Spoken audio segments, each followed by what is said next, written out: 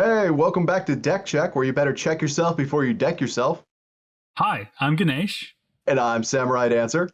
and today we have another deck in our ongoing Pride series called Count to 11 Faster.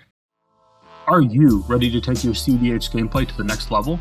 Join my coaching program and learn from a proven champion. With many tournament wins, I offer personalized coaching tailored to your deck and goals. Enjoy ongoing support, gameplay reviews, practice games, and individual or group lessons. Don't just compete, conquer.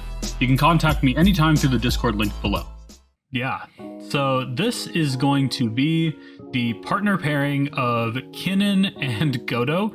For those that aren't familiar, Pride is an event by WotC where they gave all the legendary commanders, creatures, partner. So we are running with that, and I came up with this little brew, and I'm sure there's tons of really cool brews out there. This is just something that I saw, and I was like, why not try it? So for those that aren't familiar with Kinnan, he is a Simic for a 2/2 legendary human druid, and whenever you top a non-land permanent for mana, add 1 mana of any type that permanent produced, and then you can spend 5, a green and a blue, so 7 mana total. Look at the top 5 cards of your library. You may put a non-human creature card from among them onto the battlefield, put the rest on the bottom of your library in random order. And then Godo Bandit Warlord is 5 and a red for a 3/3 legendary human barbarian. When it ETBs, you may search your library for any equipment card and just put it on the battlefield, then shuffle. Whenever Godo attacks for the first time each turn, untap it and all samurai you control. Oh, samurai. So does he untap you too? Yeah, me and Godo go way back. After this phase, there's an additional combat phase. So I'm sure some of the more experienced cEDH players can kind of see where this is going and why we're counting to 11 so quick. But the basic idea of the deck is we are trying to ramp out Godo Bandit Warlord as fast as possible. And since he's in the command zone, we don't actually have to tutor for him or anything. We just have him. And of course, Godo goes infinite with our very trusty Helm of the Host. For those that aren't familiar with how this works is basically you will get a copy of Godo that isn't legendary, and then when he attacks, you'll get an additional combat, and since Helm of the Host triggers at the beginning of combat, that will get you another token copy. So all you really have to do with Godo is you have to get to 6 to cast Godo, and then you have to pay another 5 since he will cheat Helm of the Host directly onto the battlefield. So you have to pay a total of 11, which of course is how the deck got its name. But that isn't all. Of course, we have a very, very important other commander in the command zone with Kinnan. And he is very useful because what he will do is ramp the heck out of us.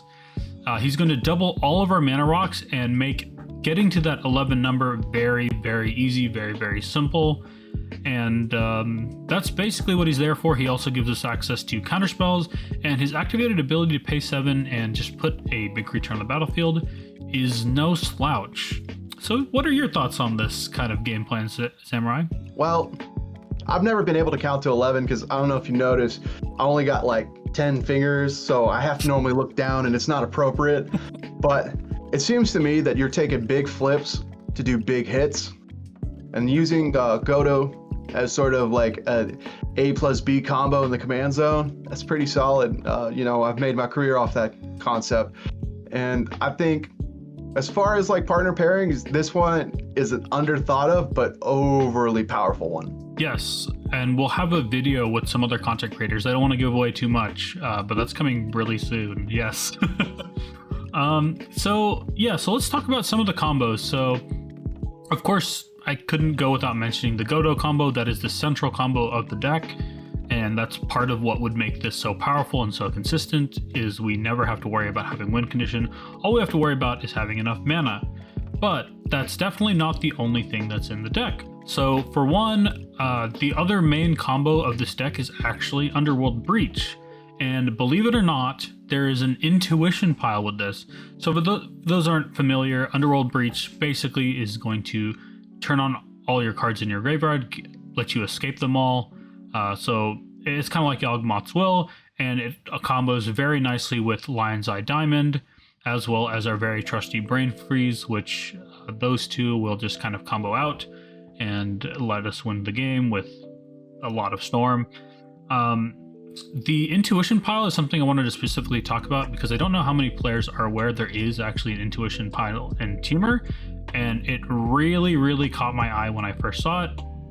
So for those that are not aware, I'm pretty sure I did. I don't know if I actually put intuition in here. If you're interested in learning how this combo exactly works, go ahead and check out our Paco and Halden video with Fervent Alchemist, where we go over that intuition pile in depth and how it's just so easy. That's right. I just added intuition because I didn't realize I didn't have it in there. That is where I got the idea. That's right. I was wondering where it was. But yes, thank you for crediting him on that. Yeah, so this is our trusty intuition. It will go and it will grab Dryad's Revival, which has flashback for 4 and a green, and you can return target card from your graveyard to your hand. So we will go and we will find Underworld Breach, Lion's Eye Diamond, and instead of Savine's, we can just find back Dryad's Revival and get back our Breach. Granted, this is a little bit less mana efficient than Savine's is because it goes to our hand, and of course not to directly to the battlefield, which would be much better. But still, so those are the two main ways we are winning the game. Of course, there's also other things we can do. For example, there's also Hullbreaker Horror and Tidespout Tyrant just in the deck. These will give us infinite mana to activate Kinnan infinite times, and from there it is fairly easy to put together some sort of win. I did not actually put in Thrasios into this deck. I don't think it's necessary. It's not necessary in your build. Yeah, it's really not necessary. I took out... and we should probably change it over to key cards now because we're talking about more key cards. The way I approach this with a deck building philosophy is Kinnan lists normally are very focused on Basalt Monolith. But for me, for this deck, I'm not as concerned about focusing on this card and making infinite colors mana and then finding an outlet to that infinite mana. Because Godo is already basically our outlet. So for when I was going through and building this deck, I was thinking, I don't really care about Basalt Monolith, so I cut all of the artifact tutors, and instead I am focusing a lot more on getting out Dockside Extortionist, which is absolutely crazy with our Kinnan, since he is going to double all those treasures and make getting Godo out and equipping Helm of the Host an absolute breeze. Dockside only needs to make 6 treasures for us to be able to get out Godo and equip Helm of the Host and win the game. Additionally, another outlet we can use is Hullbreaker Horror. If we're going off with Hullbreaker Horror specifically, we can actually just activate until, if for some reason Helm of the Host is just gone, we can activate this until we hit Atali Primal Conqueror, and then we can start flickering Atali before we win the game. Also, I noticed in this strategy, unlike most Kinnan decks, you do just have the solid pay 30 life into a Treasonous Ogre with a Finale. Yeah. So Treasonous Ogre is in there just because we can pay 33 life to get 11 mana, and then cast out our Godo and equip it with Helm of the Host and end the game. This is pretty funny. In theory, we could also kind of use it to get out a Kinnan activation in a pretty desperate situation, but usually that's not what we're trying to do. This is more just there to cheat out our Godo and end the game, because it's kind of an absurd card. It's a little silly. Absurd. So if I was thinking of playing this, I don't think there's much I would add. There's definitely stuff I would cut. Yeah. I'm not a big fan of actually Moonsnare Prototype in 3 colors. Sure. And then, so that would be one thing. Pongify, I understand it. I just don't think it's necessary anymore. And that would probably be it. Things that might be interested to add, a Niv Mizzet. Ooh, that'd be fun. Oh my god, yes. I do want to throw that in. The Nezahal? I do have the Nezahal. Yeah, you could swap that out for Niv. I should swap that out for Niv, actually. In theory, that could open up Curiosity, but I don't think I don't think Curiosity is necessary. You just need to draw cards. I also wanted to go over really quick some of the other deck building things here. So if you'll notice, there aren't actually any rituals in this entire deck, which is, except for Jessica's Will, which I will touch on. which normally you would think that's a really bad idea for what's a semi-turbo deck. But the reason for that is I wanted this deck to also have a lot of mid to late game power. So opponents are, of course, going to be wary that, I can get on Godo and win semi quickly. But I also wanted the deck to have a lot of gas once it gets to the mid to late game, which is why you see Seedborn Muse, the Consecrated Sphinx, Atali, Hullbreaker, Nezahal, Nyx Bloom, and Tidespout Tyrant. I wanted this deck to be powerful at all stages of the game.